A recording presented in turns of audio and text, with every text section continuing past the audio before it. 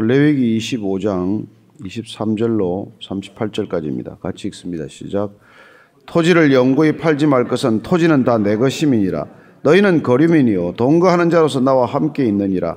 너희 기업에 온 땅에서 그 토지 무르기를 허락할지니 만일 내 형제가 가난하여 그의 기업 중에서 얼마를 팔았으면 그에게 가까운 기업 물을 자가 와서 그의 형제가 판 것을 물을 것이요 만일 그것을 물을 사람이 없고 자기가 부유하게 되어 물을 힘이 있으면 그 판 해를 계수하여 그 남은 값을 산자에게 주고 자기의 소유지로 돌릴 것이니라.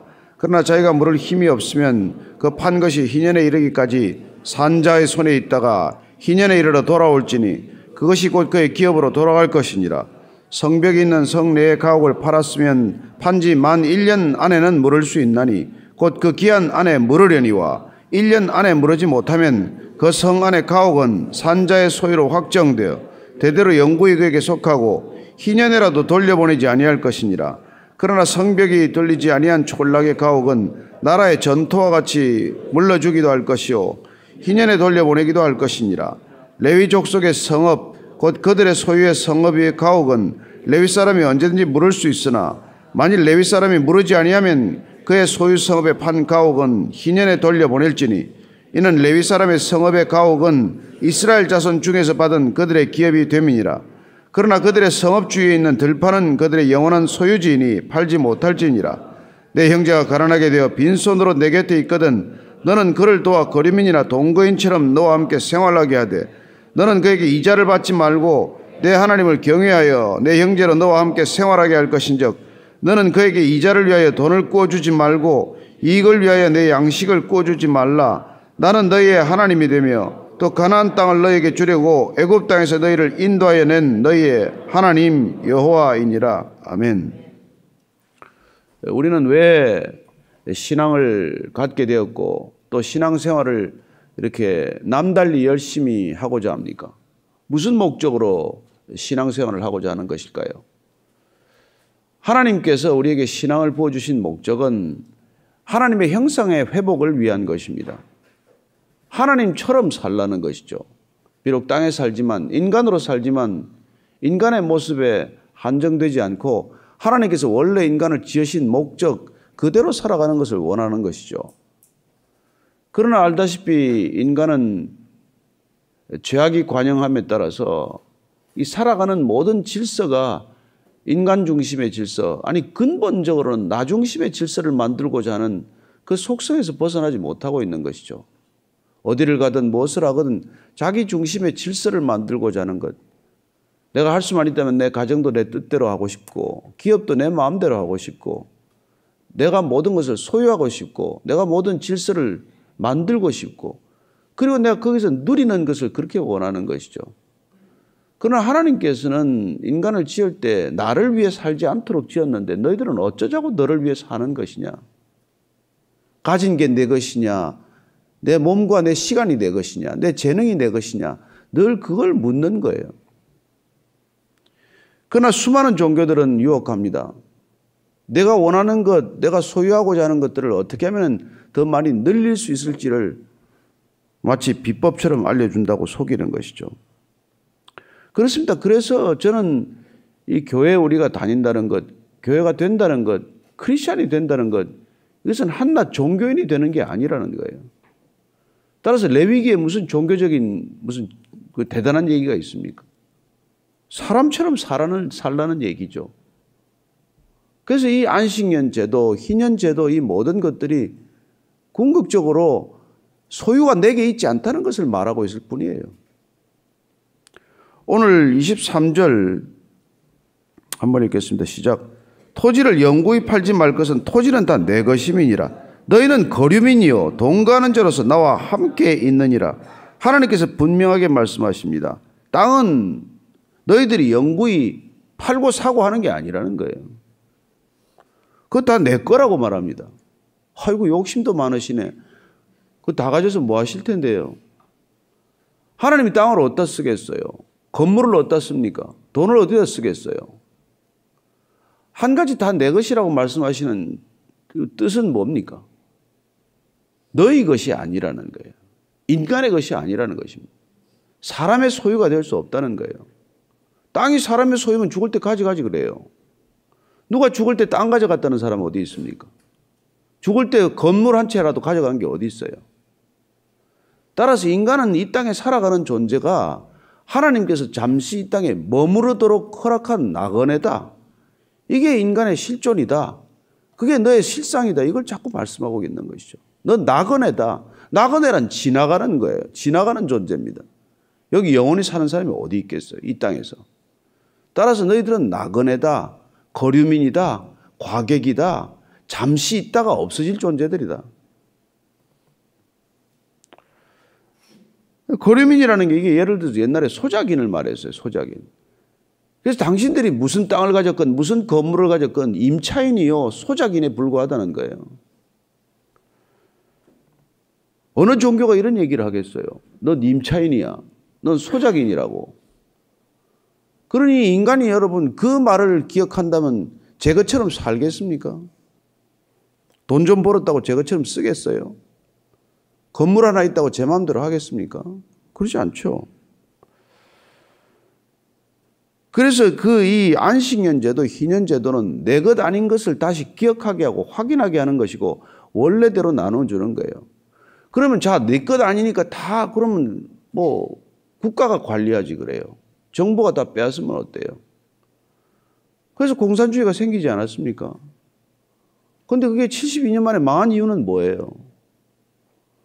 그래요. 국가라는 제도, 그것을 관리하겠다는 시스템이 결국은 그들이 소수가 또 다른 소유를 획책하게 되고 모든 사람의 것을 빼앗아서 소수의 것으로 그렇게 만들어버린 부패와 타락은 더 걷잡을 수 없는 것들이 일어나고 말지 않았습니까? 저는 이 소련이 그러니까 소비에트 러시아 시절에 제가 출장을 가보고 느낀 건 정말 대단한 나라예요. 겉으로 드러난 것은 무슨 공평, 무슨 공정, 아니요. 훨씬 더 타락하고 겉보기에는 뭐 공정한 척하고 살아가지만 그 내용과 실상은 끔찍할 정도로 부패해 있고 타락해 있는 그런 것들을 보았어요. 돈 안 주면 하나도 돌아가는 게 없어요. 그렇게 만들어 놓고 살아가면서 공정이니 정인이 하는 것이죠. 72년 만에 공산주의는 막을 내렸습니다. 그럼 하나님은 이게 왜 이 희년이나 안식년 제도를 만들었을까요?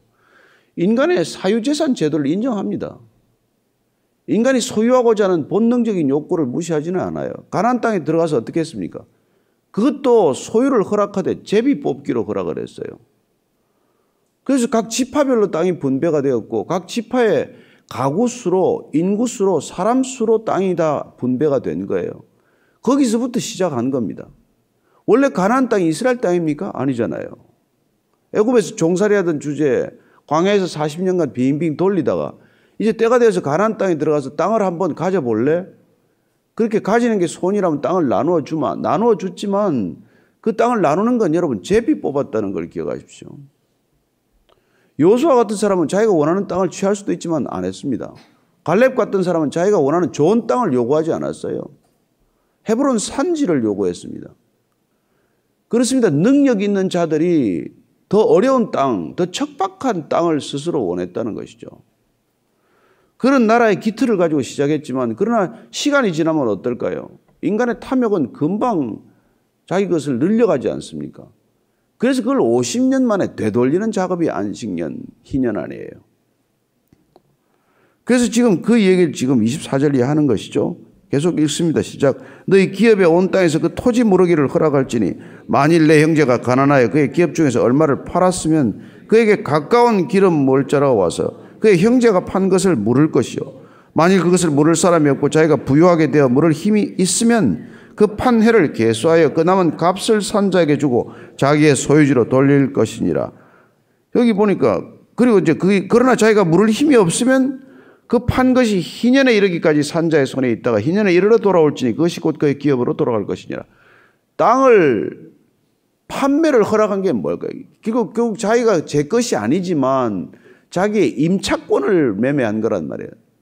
땅은 소유주가 하나님이고 인간에게는 잠시 사용권을 허락했을 뿐인데 그걸 너무나 이게 가난해져서 그걸 사용권을 판 거란 말이에요. 그걸 돌려받는 방법에 세 가지나 길을 열어놨어요. 첫째는 고엘제도라고 하는 것, 기업 물을 자라고 하는 것. 그러니까 마치 우리가 룻기를 보면은 이제 보아스가 기업 물을 자가 되지 않았습니까? 그 고엘이라고 부르는 건 우리가 이제 리디머라고 부르는 그거는 이제 대신 사서 주는 거예요. 예를 들어서 조카가 땅을 팔아버렸으면 그걸 누군가에 팔았으면 내가 그걸 다시 사서 조카에게 되돌려주는 일이죠. 계대 결혼 이런 그 풍습들도 다 그런 취지입니다. 어쨌건 그렇게 기업 물을 자, 능력 있는 사람이 자기 가족들의, 친족들의 재산권을 되찾아주는 사람. 이 첫 번째 되찾아주는 방법이고, 두 번째는 본인이 돈을 벌어서 형편이 나아져서 되살 수 있게 만들어놨어요. 한번 팔았다고 끝나지 않습니다. 내가 다시 되사겠다는 의사 표시를 하면 도로 팔아줘야 돼. 물러줘야 돼. 물론 그동안에 이 계산을 산정해서 10년, 희년이 남았는데 5년 남겨놓고 되돌려달라 그러면 지난 5년간의 것을 제하고 앞으로 남아있는 이제 5년 것을 되돌려받는 그런 형태예요. 세 번째는 그도 저도 안 된다 그러면 희년을 기다리라 이거예요. 그러니까 고엘도 없고 기업 물을 자도 없고 내가 능력이 있어서 되살 방법도 없고 그런 사람은 그러면 50년간 팔았으면 그냥 그렇게 그때 끝날 때까지 기다려라. 이런 방법으로 이제 하나님께서 이런 은혜를 베풀어 주신 것이죠. 자, 그럼 팔 수 있게 한 건 뭡니까? 생계가 안 되기 때문에 팔 수 있는 길도 열어준 거예요. 그러니까 매매가 가능하다는 것은 사유재산 제도가 인정된 것 아니에요? 그러나 그렇게 함에도 불구하고 그것이 무한정 영원히 불균형과 소득의 격차를 불러와서는 안 된다는 그런 놀라운 경제 시스템이에요.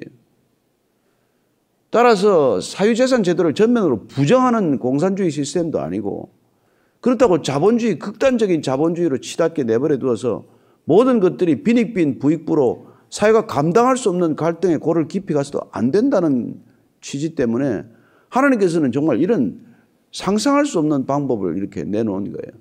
실제로 됐을까요? 안 됩니다, 실제로. 50년 희년에 다 돌려줬다는 기록은 없어요. 하나님께서 아무리 명해도 되지 않은 시스템이에요, 사실은. 그러니 예수님이 오셨죠. 예수님이 다 물어주러 온 거예요. 그래서 그분을 구속자, 리디머라 그러는 거예요. 그게 고엘이에요. 그분이 고엘로 오신 거란 말이에요.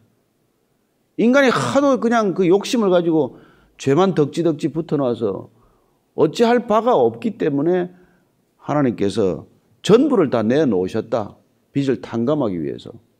그 얘기예요. 그 스토리입니다. 자, 29절. 근데 이게 또 재밌는, 이게 다 법전이나 지금 우리가 법전 읽고 있는 거나 마찬가지죠. 그죠?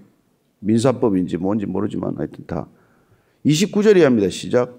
성벽이 있는 성내의 가옥을 팔았으면 판지 만 1년 안에는 머무를 수 있나니 곧 그 기한 안에 물으리니와 1년 안에 물으지 못하면 그 성 안의 가옥은 산자의 소유로 확정되어 대대로 영구에게 속하고 희년에라도 돌려보내지 아니할 것이니라.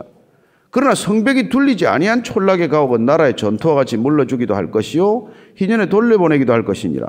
여기 보니까 집 매매에 관한 걸 또 해놨어요. 집 매매는. 그런데 집은 두 종류로 갈라놨어요. 성곽이 둘러쳐져 있는 성내의 집은 한번 팔면 1년 안에 되물어 달라고 하지 않으면 그건 이제 못 물게 돼 있어요. 왜 이랬을까 이거 도대체.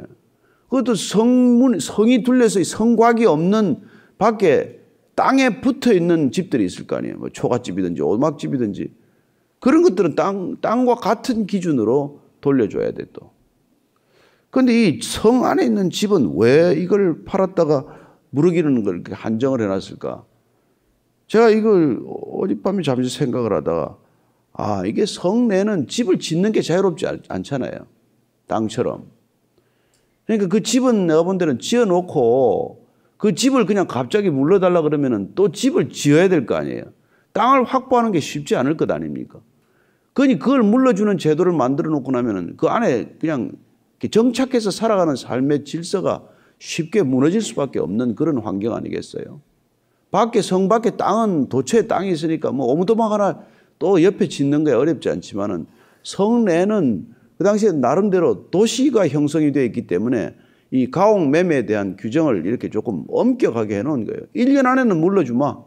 과연 고려에 와서 기업 물을 자가 와서 다시 집 되돌려 달라 그러면 팔아야 되는 것이죠. 그러나 본인도 살 능력이 없고 고엘도 나타나지 않으면은 그 집은 1년 뒤에는 이제 사고 물을 수 없게 돼 있는 거예요. 우리는 오늘날 이렇게 뭐 물르는 걸 좋아하지 않습니다. 그죠? 그래서 뭐 계약금 걸어놨다가 물러달라 그러면 계약금 못 돌려받고 이렇지 않아요? 그러나 과거에는 이런 물러주는 제도가 하여튼 이런 식으로 이렇게 있었다는 것을 우리가 알게 됩니다. 그래서 성벽이 둘리지 아니한 흔적은 뭐 전토와 같이 물러주기도 하고 희년에는 그것도 그 집도 줘야 돼요. 성 밖에 있는 집은 희년에 오면은 그 집도 돌려줘야 돼요. 그렇게 되어 있습니다. 그 다음에 레위인에 관한 규정을 보십시다. 시작 32절 레위 족속의 성읍 곧 그들의 소유의 성읍의 가옥은 레위 사람이 언제든지 물을 수 있으나 만일 레위 사람이 물으지 아니하면 그의 소유 성읍의 판 가옥은 희년에 돌려보낼지니 이는 레위 사람의 성읍의 가옥은 이스라엘 자손 중에서 받은 그들의 기업이 됨이니라. 그러나 그들의 성읍 주위에 있는 들판은 그들의 영원한 소유지니 팔지 못할지니라. 레위인이라고 할지라도 이걸 매매할 수 있었지만은 그러나 일반 사람들보다는 규정을 조금 까다롭게 만들어 놨죠. 그래서 레위족 속의 성읍, 그들의 소유의 성읍에 있는 그 가옥은 성읍에 있는 가옥이란 이게 그 성곽이 둘려 쳐진 가옥이죠. 그럼 일반 사람들은 1년 안에 이제 지나거나 물을 수 없는데 레위인은 그렇지 않다는 예외 규정을 두었던 거예요. 레위인들은 하나님의 일을 담당하기에 불안한 소득, 불안한 재산 과정을 그렇게 내버려 두지 않고 조금 더 안정적인 삶의 방식을 허락해 준 것입니다. 36절 이하를 읽고 정리하죠. 시작 35절 이하 내 형제가 가난하게 되어 빈손으로 내 곁에 있거든 너는 그를 도와 거류민이나 동거인처럼 너와 함께 생활하게 하되 너는 그에게 이자를 받지 말고 내 하나님을 경외하여 내 형제로 너와 함께 생활하게 할 것인즉 너는 그에게 이자를 위하여 돈을 꾸어주지 말고 이익을 위하여 내 양식을 꾸어주지 말라. 나는 너희의 하나님이 되며 또 가나안 땅을 너희에게 주려고 애굽 땅에서 너희를 인도하여 낸 너희의 하나님 여호와이니라. 형제가 가난하게 돼서 빈손으로 곁에 있거든 도와주라. 그리고 거류민이나 동거인처럼 너와 함께 생활하게 하라. 형제들인데 이게 뭐 다 까먹은 거죠. 그러면 어떻게 해야 된다고요? 본인이 데리고 있는 소작인들이나 무슨 본인이 데리고 있는 그런 식객들처럼 같이 먹고 살아라는 거예요. 사실 뭐 우리나라 옛날에 이렇게 뭐 양반집들, 대갓집들, 큰 집들에서는 뭐 이렇게 과객들을 많이 거느리고 있지 않았습니까? 사랑방이라는 게 다 그거 아니에요. 그죠? 그래서 정말 오고 가는 사람들 재워주기도 하고 뭐 그때는 어디를 가나 그런 문화들이 있었을 것입니다. 그리고 사실은 뭐 우리가 창세기에서 보면 알지만은 가다가 그때는 호텔이나 여관이 없기 때문에 가다가 어디서 재워주지 않으면은 그야말로 노숙을 해야 되는 그런 처지 아니에요. 그러니까 어떤 집들이든 나그네에 대해서 다 관대하게 그런 은혜를 베푼 것이죠. 사실 요새도 뭐 집에 여유 있는 사람들이나 이런 사람들은 뭐 집을 한 채 더 사서 마치 게스트하우스처럼 쓰는 사람도 있고 또 뭐 비워둔 썸머하우스 같은 개념이 있으면 그들에 또 그걸 제공을 하고 그러지 않습니까? 따라서 우리가 늘 우리 신분이 나그네라는 것을 이 땅에 잠시 머무른다는 것을 그걸 잊지 않고 살면 우리가 그렇게 손을 움켜쥐고 살지는 않을 것이라는 것이죠. 그래서 성경이 가르치는 바는 늘 하나님 앞에서 우리가 누구인지를 자각하는 삶이라는 것을 말씀하고 있습니다. 신앙이란 하나님이 누군지를 알므로써 내가 누구인지를 더 정확히 아는 삶이라는 것이죠. 하나님을 알지 못하는 사람들은 자기가 전부인 것처럼 살아가지만 하나님 앞에서 살아가는 사람은 내가 전부가 아니라 나와 함께 살아가는 공동체가 하나님이 부르신 하나님의 백성이라는 것을 기억하고 살아가는 삶이다. 그 얘기죠. 뭐. 그래서 오늘 전체적인 톤은 뭡니까? 희년에 되돌려주는 목적이 뭐라고요?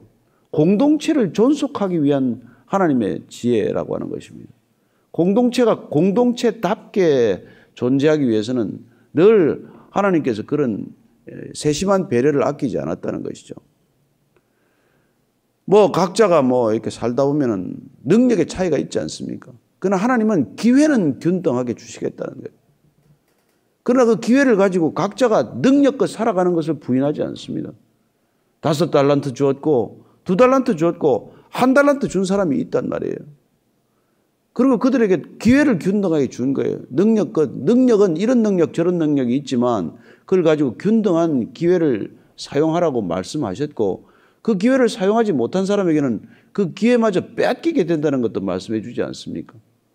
1달란트를 땅에 파묻어 두었던 사람에게 예수님께서는 뭐라고 비유를 들어 말씀해 주십니까? 그 1달란트 있는 것도 빼앗기고 말 것이다. 그것도 다시 10달란트 가지고 5달란트로 10달란트 만든 사람한테 빼앗기고 만다. 그래서 어떻게 보면 영적인 질서는 빈익빈 부익부를 허용하는 것이죠. 그러나 우리가 물적 토대에 있어서 말하는 그것은 다시 희년제도를 통해서 동일한 기회를 준다는 뜻이란 말이에요. 그 기회를 주면 50년 동안 우리는 실컷 능력을 발휘할 수 있는 것이죠. 뭐 땅을 무한정 늘릴 수도 있을 것입니다. 그러나 게임 끝, 휘파람 불면 끝이에요. 희년 나팔이 불면 게임 그만하라는 거란 말이에요. 그리고 여러분들이 인생에 살아가는 이걸 좀 게임처럼 즐기라는 거예요. 휘파람 불면 끝나니까. 그걸 그냥 영원히 움켜쥐고 사는 삶이 아니라는 것이죠. 저는 옛날에 목사가 얘기는 하지만 노름판에 이 포카나 이런 걸 재미있게 하는 사람들은 판을 다 그냥 끝나게 하지 않아요. 다 따가지고. 조금씩 이렇게 풀어가면서 좀 오래 노는 게 목적이지 돈을 한꺼번에 다 따는 게 목적이 아니란 말이에요. 그래도 따면 또 개평 나눠주고 또 새로 시작하지 않습니까? 안 해보셨나요? 고스톱 같은 거 안 해봤습니까? 다 따면 또 판이 깨지니까 또 해가지고 또 돈 다 나눠주고 새로 하는 거죠. 판돈 다 뭐 100원씩 다 넣고 또 한다든지. 그렇게 우리가 같이 이게 즐기고 같이 시간을 보내기 위해서 그런 이제 여유 있는 걸 한단 말이에요. 악착스럽게 돈을 다 긁어가겠다가 아니라 여러분 부자가 돈 다 긁어가면 가난한 사람이 무슨 뭐 어떻게 살아요. 그러니까 부자들이 돈을 벌어서 다시 나눠주는 시스템은 어디나 있어야 존립이 가능하단 말이에요. 공동체 전체가 함께 살아야 돈도 벌 기회도 있는 거지. 공동체가 무너지면 돈 벌 기회 자체가 사라지잖아요. 그래서 우리가 사회주의적 개념이 아니라 자본주의적 시스템 위에 있다고 하더라도 사유재산 제도를 인정한다고 할지라도 공유경제의 영역을 잃어서는 안 된다는 그런 뜻이에요. 그래서 하나님은 놀랍게도 사유재산의 제도를 인정해 놓고 그리고 공유경제 시스템을 튼튼하게 만들어놔서 사유와 공유가 큰 갈등을 일으키지 않고 공존할 수 있도록 하는 놀라운 경제적 해법을 우리에게 가르쳐 주신 것이죠. 물론 우리는 이대로 살 수는 없을 거예요. 희년은 불지 않습니다. 나팔은 울리지 않아요. 그러나 가진 사람들이 끊임없이 희년의 삶을 살기 시작할 때 이 사회는 그런 혁명이라는 진통을 겪지 않고 그렇게 막 그 갈등으로 치닫는 구조에서 벗어나서 서로 화합할 수 있는 그런 세상을 만들어내는 게 가진 자의 소명이어서 그걸 노블리스 오블리주라고 말하고 있고 그런 걸 실천적으로 살아갈 수 있는 삶의 이 기초는 크리스찬에게서 이루어지지 난 크리스찬에게서 쉽지 않아요. 왜냐하면 난 크리스찬들은 내 것인데 가른다는 생각이고 크리스찬들은 내 것 아닌데 가른다는 생각을 갖고 사는 사람이에요. 그러니까 죽고 나서 잊어버리는 것이지 그걸 또 죽고 나서 기억하지는 않는단 말이에요. 그래서 기브 앤드 기브의 삶을 살 수 있는 까닭은 우리가 주님으로부터 테이크 앤 테이크 했다는 생각이 있어야 이게 자유로운 것이죠. 저는 여러분들이 정말 그런 삶을 실천할 수 있게 되기를 바랍니다. 이번에 저희들이 그 창조각 탐사 투어를 가는데 뭐 두 분이 가려다가 본인이 빠졌어요. 근데 그 두 분이 자기가 못 가게 됐기 때문에 가려고 했던 걸 그대로 이렇게 고스란히 내놓고 형편이 안 돼서 못 가는 사람한테 이런 기회를 줬으면 좋겠다. 그런 일이 있었어요. 그래서 여력이 없는 분들이 그 두 분이 안 가기로 결정함으로써 내놓은 혜택을 받고 가게 된 거예요. 나는 이런 것들이 교회 안에서 아름답게 일어나는 일들이란 말이에요. 내가 안 가면 돈 안 내면 그만이지. 그걸 왜 돈을 뭐하러 내요. 그래서 내가 이왕 가기로 하고 경비를 마련해 뒀는데 그 경비를 남을 위해서 기꺼이 이렇게 내놓을 줄 아는 것. 여러분 그게 그리스도인의 삶의 방식이란 말이에요. 그게 고엘로서 우리가 은혜 받은 하나님께서 우리를 기업 물을 자로 우리를 속량하셨기 때문에 우리 또한 속량받은 자로서 구속되고 구원받은 자로서 우리의 이 구원이 누군가에게도 고엘의 책임을 다하는 삶을 살겠다. 이게 그리스도인의 삶이라는 것이죠. 어쩌면 이 시간에도 그런 생각을 가지고 어려움을 자초하는 사람들이 있습니다. 저는 어디 보니까 정말 밤새 기도하는 분들도 계시고 지금 정말 누군가의 고통을 대신 짊어진 사람들이 있습니다. 마음속 깊이 우리가 그 자리에 참여는 못하더라도 같이 기도하고 그들이 건강을 지킬 수 있도록 같이 한번 오늘 기도하면서 기업 물을 자의 마음을 다시 한번 되새겨 보게 되기를 바랍니다. 같이 기도하십시다. 하나님 아버지, 참 탐욕스러운 시대를 살아갑니다. 가져도 만족 알지 못하고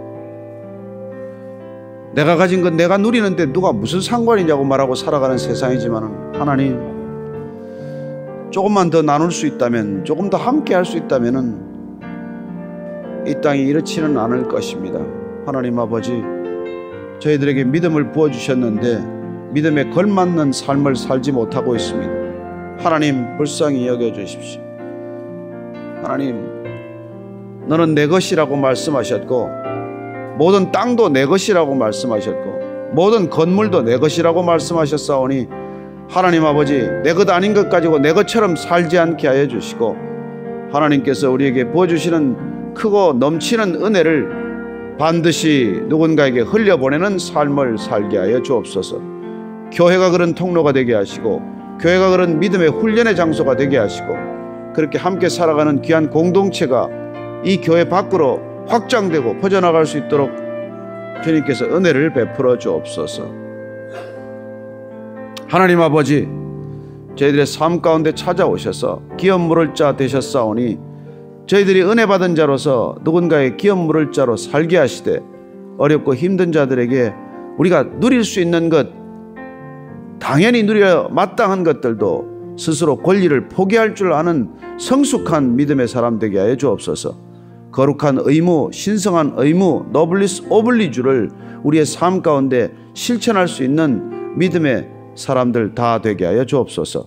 이제는 십자가에서 우리의 모든 기업 물을 자로 오셔서 그 모든 피와 물을 쏟아부으심으로 우리를 되찾아 주신 우리 구주 예수 그리스도의 은혜와 주님 되찾아 주셔서 아들 되고 딸 된 자녀들 하나님께서 맞아주시는 아버지의 사랑과 날마다 내 것, 내 마음대로 내 방식대로 쓰고자 하는 유혹에서 벗어나서 누군가와 늘 어려운 이웃들과 나누도록 우리의 시선을 들어 바라보게 하는 성령님의 기름 부으심이 오늘 말씀 따라 희년에 맞아서 모든 사람에게 되돌려줬던 제도는 없지만 그런 방식으로 살기로 결단한 이 자리에 고개 숙인 모든 되찾아진 백성, 잃었다가 주님께서 되찾아진 믿음의 형제 자매들 위해 지금부터 영원까지 함께 하시기를 간절히 축원하옵나이다. 아멘.